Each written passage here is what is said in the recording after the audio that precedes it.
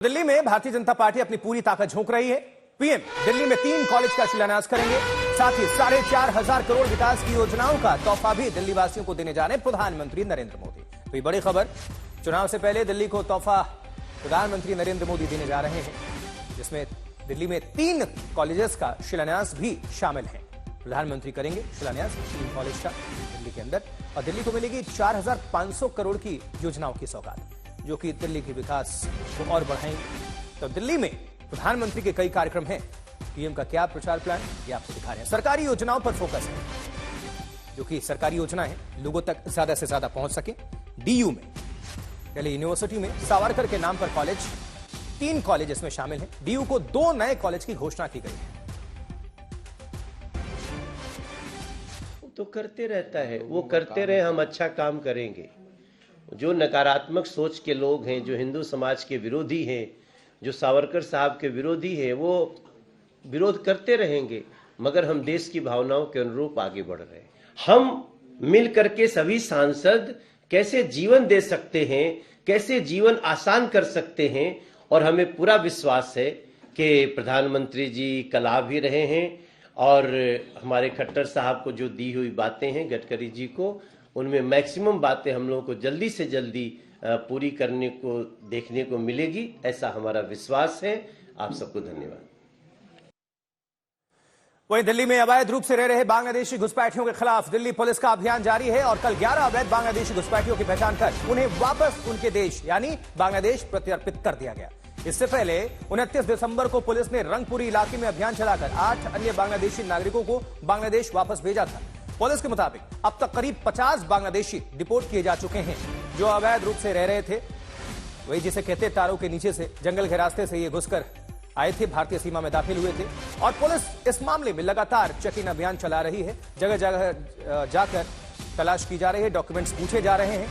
इनमें से कईयों की पहचान हुई, और ऐसे लोगों को उनके वतन यानी बांग्लादेश डिपोर्ट किया गया है। तो बांग्लादेशी घुसपैठियों के नेटवर्क पर दिल्ली पुलिस का यह एक्शन, घुसपैठियों के फर्जी आधार कार्ड बनाने वाले गैंग का भी भांडाफोड़ हुआ है। इसके पहले भी फर्जी आधार कार्ड रैकेट का कई बार खुलासा हो चुका है। पीयूष मिश्रा दिल्ली से हमारे संवाददाता जुड़े हुए हैं। पीयूष, ये बहुत बड़ा मुद्दा है। शुरुआत दिल्ली से हम देख पा रहे हैं, तमाम बांग्लादेशियों को वापस भेजा गया है। इसको लेकर क्या सियासत भी देखने को हमें मिली है, तो किसका क्या रुख है, क्या स्टैंड है? जी बिल्कुल आशुतोष, ये बड़ी जानकारी निकल के सामने आई, जिसमें यह बताया गया कि लगभग 11 रोहिंग्याओं को जो है वो डिपोर्ट कर दिया गया है, और 1200 के आसपास रोहिंग्या जो है उनको आइडेंटिफाई कर लिया गया है। आपको याद होगा कि कुछ दिनों पहले दिल्ली के लेफ्टिनेंट गवर्नर ने आदेश दिए थे कि दिल्ली पुलिस को उन सभी लोगों को चिन्हित करने की जरूरत है जो इलीगल दिल्ली में रह रहे हैं। और एक ड्राइव दिल्ली पुलिस के द्वारा चलाई गई थी, जिसमें कई इलाकों में, कई बस्तियों में जाके देखा गया था कि कैसे इलीगल इंट्रूडर्स रह रहे हैं, और उनके उनको चिन्हित किया गया दिल्ली पुलिस के द्वारा। और अभी जानकारी आ रही है कि उनमें से लगभग 11 रोहिंग्या जो हैं उनको डिपोर्ट बांग्लादेश कर दिया गया, और 1200 से ज्यादा रोहिंग्या को आइडेंटिफाई कर लिया गया। अब आगे भी सरकार और दिल्ली पुलिस इसमें कार्रवाई करती रहेगी, लेकिन यह बड़ी जानकारी निकल के आ रही है।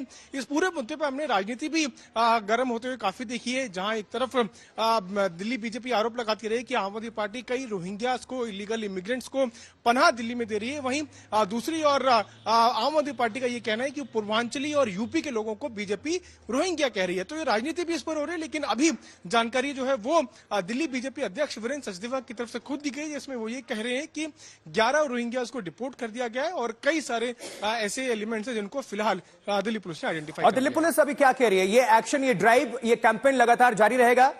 जिस तरह से अवैध घुसपैठ का ये मुद्दा भी है और रहते भी हैं, तभी तो ये पाए गए हैं। हालांकि पार्टियां इसको लेकर अपने अपने सूट के हिसाब से उसको कहती रही हैं, जिसमें आरोप प्रत्यारोप भी हमें देखने सुनने को मिला है, लेकिन ये बड़ा मुद्दा तो जरूर है। जी बिल्कुल, ये मुद्दा काफी बड़ा है, और इसीलिए लगातार ड्राइव भी जारी है। सूत्रों से जानकारी मिली है कि दिल्ली पुलिस दिल्ली के कई इलाकों में, कई बस्तियों में जाकर ये आइडेंटिफाई करने की कोशिश कर रही है कि क्या कोई इलीगल इमिग्रेंट तो नहीं रह रहा, कहीं घुसपैठी तो नहीं रह रहा। और इसीलिए हमको ये भी सूत्रों से जानकारी मिली है कि जो शेल्टर होम्स हैं वहां पर भी लगातार जो है रेड्स की जा रही है, वहां पर भी लोगों से जानकारी ली जा रही है कि कहीं कोई घुसपैठिया किसी शेल्टर होम में तो नहीं रह रहा। और इसीलिए ना सिर्फ दिल्ली पुलिस बल्कि एनएचआरसी के जो सदस्य हैं प्रियांक कानू को, वो भी कल देर रात एक ऐसे ही ड्यूसिप के शेल्टर होम में पहुंचे, जहां पर उन्होंने ये देखा कि कैसे एक निवासी 2010 से दिल्ली में रह रहा है और उसका आधार ठीक है, कार्ड, पैन कार्ड सब जो है वो यूपी के कार्यकाल के दौरान बना हुआ था। और इसी मुद्दे को लेकर उन्होंने एक पत्र भी जो है दिल्ली सरकार को लिखा है कि इसको आइडेंटिफाई किया जाए और इसमें एक्शन लिया जाए। अब देखना होगा कि किस तरह से आगे दिल्ली सरकार हो, दिल्ली पुलिस हो या और एजेंसीज इसमें एक्शन लेती है। बिल्कुल पीयूष, एक्शन जरूरी भी है। बहुत शुक्रिया इस खबर पर जानकारी पहुंचाने के लिए।